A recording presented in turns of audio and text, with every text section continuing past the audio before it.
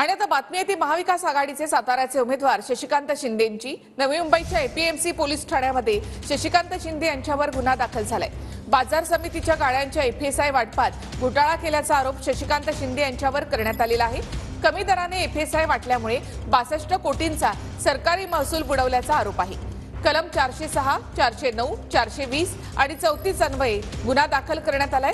याच प्रकरणामध्ये संचालक संजय पानसरे अटकेत आहेत। तर कितीही केसेस टाका, मरेपर्यंत पवारांची साथ सोडणार नाही असं शशिकांत शिंदेंनी म्हटलंय। शशिकांत शिंदे यांच्यावर काय आरोप करण्यात आले ते आपण पाहूया। नवी मुंबईच्या एपीएमसी पोलीस ठाण्यामध्ये शशिकांत शिंदे यांच्यावर गुन्हा दाखल झालाय।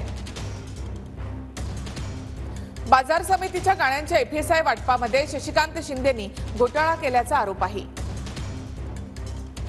कमी दराने एफएसआय वाटल्यामुळे 62 कोटींचा सरकारी महसूल बुडवल्याचा शिंदेंवर आरोप आहे।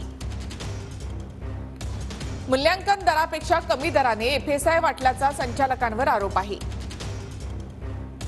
या प्रकरणामध्ये संजय पानसरे यांना अटक करण्यात आली आहे। साहेब, काल मला रात्री नोटीस आली आणि नोटीसमध्ये मला माझ्यावर एक गुन्हा अजून दाखल झाला।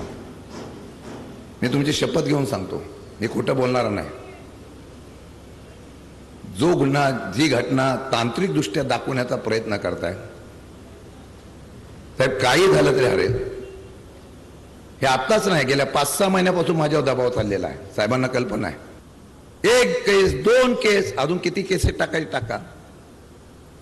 मी लढायला कधी घाबरत नाही आणि तुमच्या दबावापुढे मी कधी झुकणार नाही। मरेपर्यंत शरद पवारांची साथ सोडणार हा शब्द माझा तुमच्या साक्षीने आहे।